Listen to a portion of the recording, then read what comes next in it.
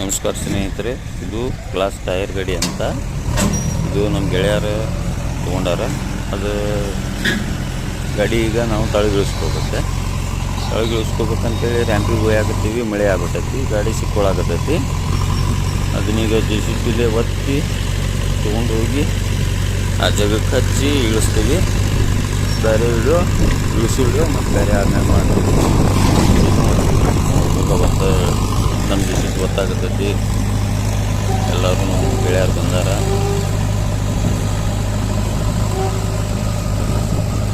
ಸಿಕ್ಕೊಳಕತ್ತೈತಿ.